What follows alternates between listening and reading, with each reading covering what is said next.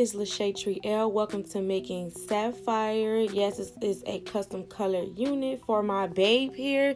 She loved it, loved it, loved it. Make sure you subscribe, hunty. Yes, you don't want to miss anything, honey. We got a lot of stuff coming up this year. Make sure you subscribe. All right, so let's get into part 1 of this unit. This will be a 2-part video series. So let's start with this one. So I have a 16-inch frontal. This is a 13 by 6, 613. If you want this hair is on my website.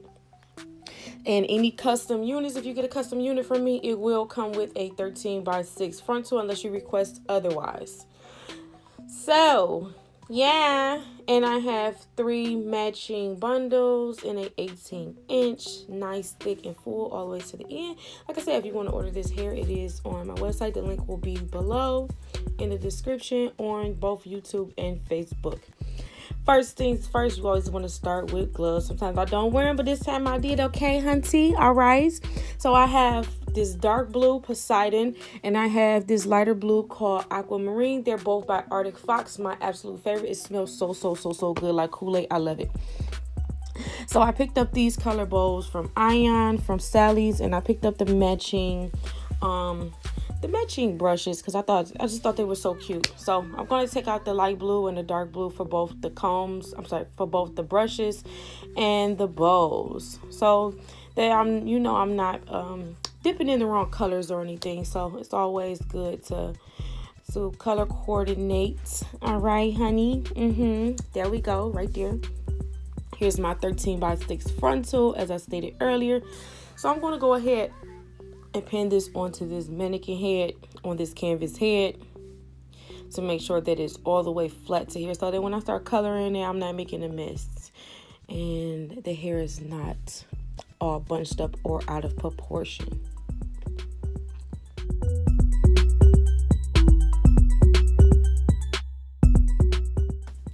And here is my dark blue bowl. So I'm going to go ahead and pour the Poseidon in there. I'm not pouring a whole lot in there because this is only the frontal. I still have to put a little bit of aquamarine on there. And I'm also going to dilute this color as well. So I'm just going to pour a little bit of water in there. Diluting colors is pretty much totally up to you, whatever creation that you're trying to make. So I won't give you specifics on how much water I put in there because I didn't really measure it. I just put enough in there to make the consistency that I wanted for the color. So I'm pretty much, I'll say I'm watercoloring it by hand pretty much. So I'm going to take this and go layer by layer and put this through here. All the same, I'm going to go ahead and do some aquamarine streaks as well, which I'll show you when I flick to the next scene. And if you babes want a perfect unit that you can part anyway, you're not seeing globs of color on the lace and whatnot, go ahead and try this comb through method. It's very tedious because it takes a very long time, but I promise you the results are 100% worth it. You know, you're not using the brush to put globs on there. So when you part your unit, you'll be able to part your unit or your sew-in, whatever you're doing. You'll be able to part this frontal pretty much any way without seeing like any of the color on the lace, unless you're just, I don't know, you mess it up a little bit. But as long as it's not dark colors, it's not really a tremendous thing, you know. All right. So yeah, I'm just going to go ahead and comb this through, and you'll see me like leaving the ends untouched, a lot of the ends untouched, because I wanted the aquamarine to be on the ends, give it a little bit of flair on the ends, as well as I left some of the parts in the front so that she could have some nice lighter blue streaks in the front, which she requested, and I put the aquamarine on those streaks.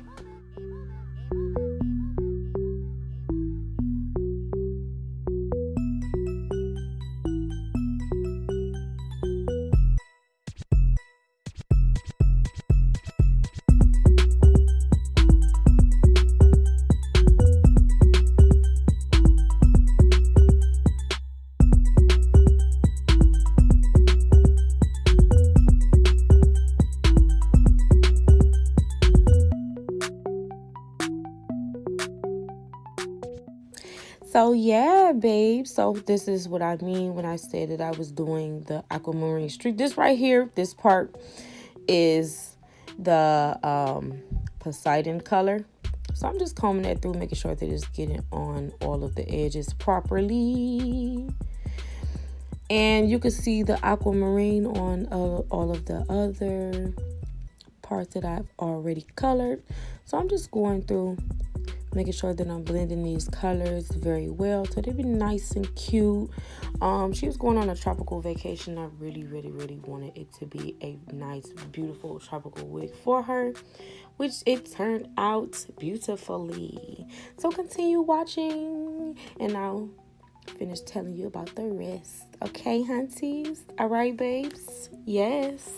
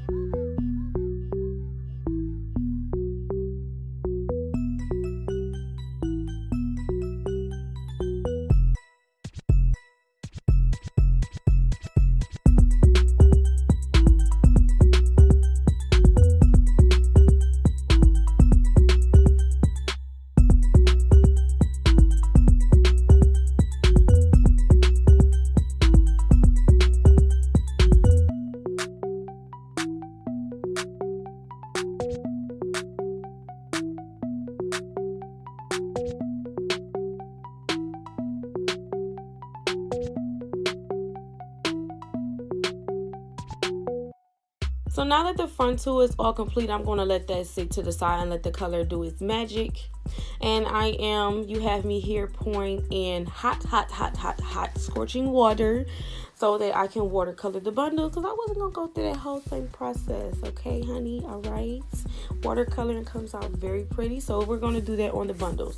So you have me here pouring in the rest of the Poseidon into the bowl of water. And I poured in the rest of the aquamarine as well. And I'm going to go ahead and mix all of those colors nice and neat. I also added a little splash of purple for darkness, because with watercoloring does dilute the colors and it will make the color a little less dramatic. So I wanted to keep the darkness in there, which it came out beautifully.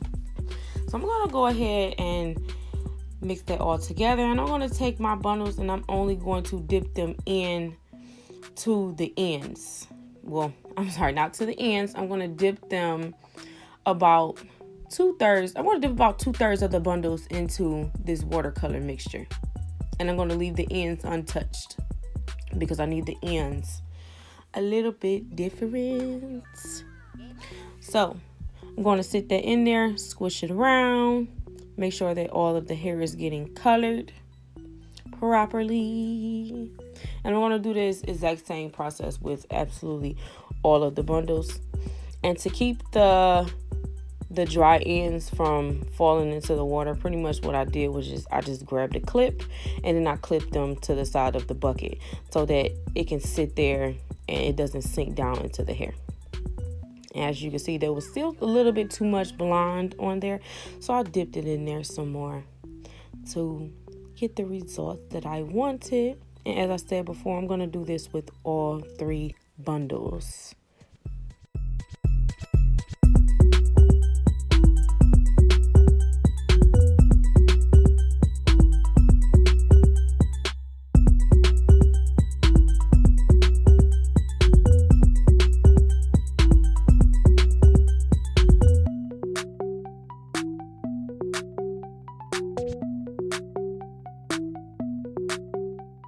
Now, the third bundle, I did dip all of that into there, and I'll let that soak up the rest of the color and everything.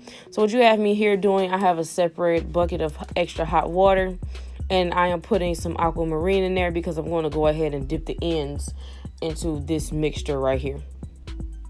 So they're going to come out a light blue, the aquamarine, and then I can furthermore finish my process of coloring.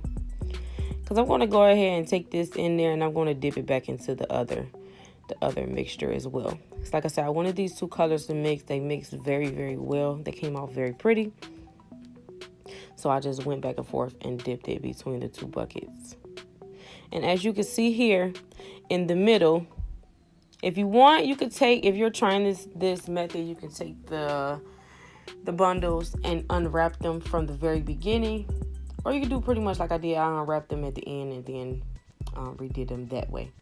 So I have not been shampooing my colors off. What I have been doing is I'll run a sink full of very, very, very, very cold water, and I'll pretty much do like this rinsing method thing you see me doing here, and I'm just pretty much just rinsing all of the excess color off of the frontal, because shampooing it will make the colors run. Even if you're using color protect, sometimes it won't always come out the way you imagine it. I don't always have problems with that, but I wanted to try this method and see how it came out, and it completely took all of the excess color off of there while leaving the colors as vibrant as I needed them to be. So as you can see as well, the roots are still, the knots are still untouched, and the roots are still colored. So I'm going to go ahead and do the exact same thing with the bundles. And I dipped them until I didn't see any excess color on them.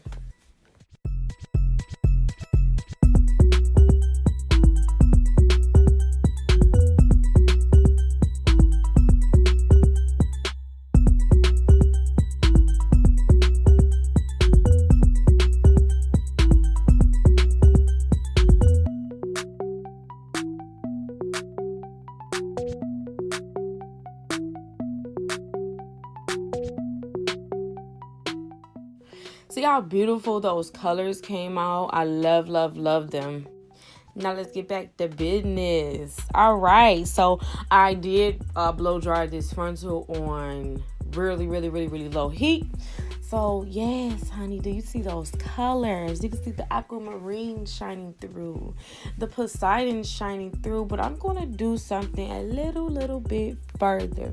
What I'm going to do is I'm going to take an extra mixture of the Poseidon and the aqua, and I'm going to mix all of that together, and I'm going to put this on top of there to darken the roots just a little bit more, to give it a little bit more of a oceany effect. No. No, yes, but you'll see exactly what I'm talking about. Okay, yes, hunty. Now the ends down here right by the hair, which would I'm right here where the ears would be, which would be the darkest part of the hair, I just went ahead and colored that all the way down, left the ends untouched because, as I said, I wanted the ends to still be a little bit light for the flare.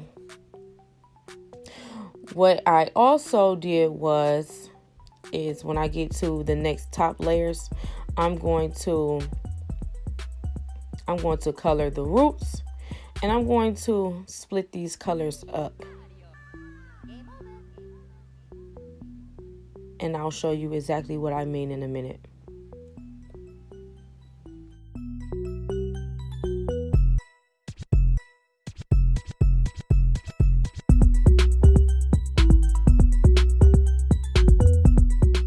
Now I'm going to go ahead and split the hair up for demonstration purposes only, show you how I split the hair apart. Now throughout the rest of the wig, what I did was I colored the roots first, and then I split the hair up this way. So I'm keeping the colors, I'm keeping the strands, I'm keeping the parts that I separated light at the top, and the ones that I pulled down to the bottom, I'm keeping those dark. So here's the walkthrough process of that. And I made sure I kept the top parts of the aquamarine untouched as well. And here's how the hair look after, because I did the exact same method. I did the same rinse method. I didn't wash it with shampoo or anything. So I did the exact same rinse method. And you can see how all of the colors shine through: the aquamarine, the Poseidon, the blue, the little tiny bit of the purple and whatnot. And it came out very, very, very, very well. And yes, hunty, so I got a new wig stand. If you want this wig stand, I do sell them on my website. And I'll leave the link below. What you'll be doing from now on, you babes, I'll leave the link for my blog, and then the blog will have the pictures as well as the links of all of the products and everything that I use. So got the canvas heads. Yeah, hunty, I got them in all sizes. My current client for this Sapphire wig, her head size is a size 21, exact same as mine. Yeah. So I'm going to take this 21 canvas head, nice, neat, sturdy. Yeah, honey, put this on there. And I also have these for sale on my website as well. Like I said, you can click the link below for the blog, and the blog will detail all pictures and links of absolutely everything. So now the canvas heads do come with these two items right here come separately, the wig stand and the canvas head. But with the canvas head, it does come with the table stand, which comes with the wig head, the mannequin head, the canvas head, whatever you want to call it. All right.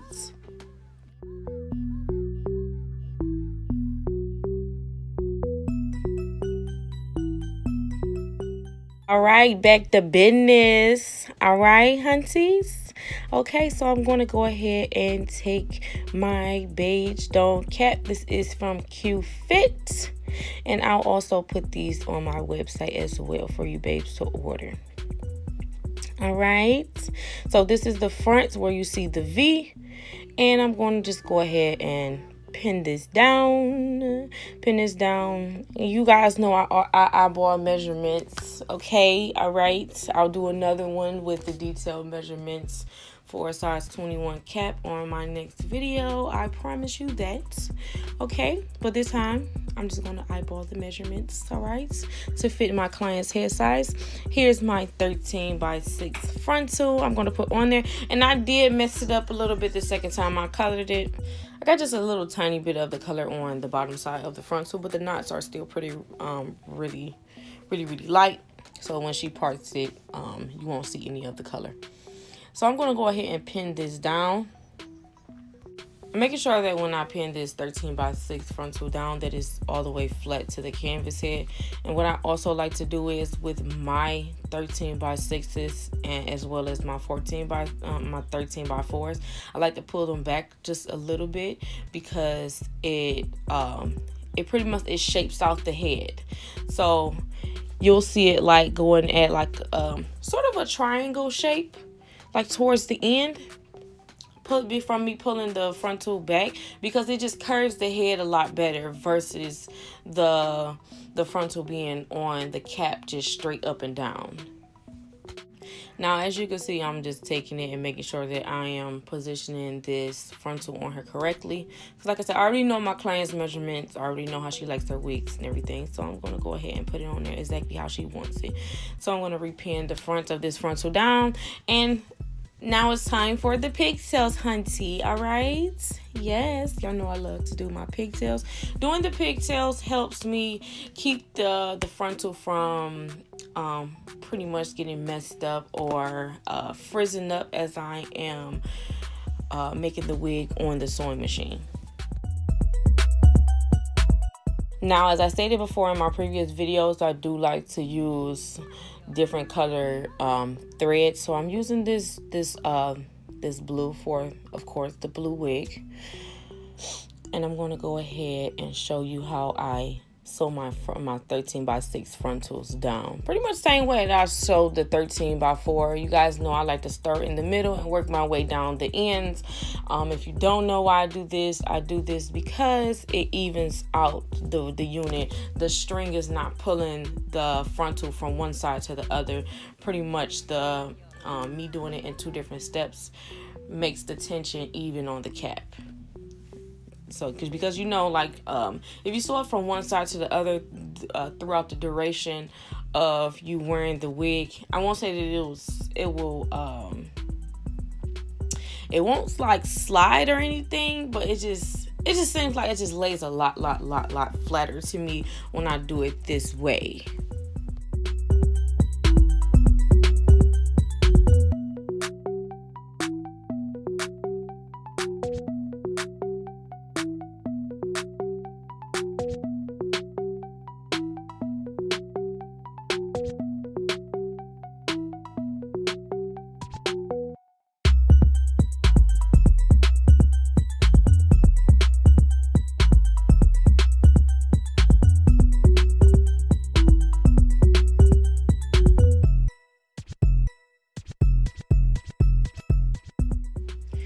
And now that that other side is all sewn down, now it's time for me to sew the frontal down on the machine. Like I said, I do this in a lot of different steps to make sure that my wigs are 100% sturdy, they don't come apart, and make sure that everything is A1 from A to Z. If you want to see how I sew my frontals down on the machine from A to Z, go ahead and click the link above, hunty. All right, for my pin method and for the frontal, it will be wig class 118 and wig class 119 if you're going to search it in the search bar. Now this is the wig all complete before I do anything to it. At this time of this part of the recording, all I did was just flat iron the wig for my client to come get it installed the very next day, and it came out very beautifully. I had a lot of fun making her. This is one of my favorite wigs as of right now. I pretty much say that about all of them. But yes, honeys, you can see the aqua streaks through the frontal that I made. Yeah. Ooh. Yes. All right, hunties. Thank you so much for watching, babes. I know it's been a minute since I posted and everything. And you can now skip to the next video to see the full install and how it looks on her head. Here's the 13x6 frontal. You get a lot more parting space with this, like a lot. But yes, babes, thank you so much for watching. I love you, babes. I am grateful for you, babes. Yeah. Make sure you like and subscribe so that you can get back on track with these weekly uploads, babes. Make sure you follow me on Facebook and Instagram as well. Bye. Mwah.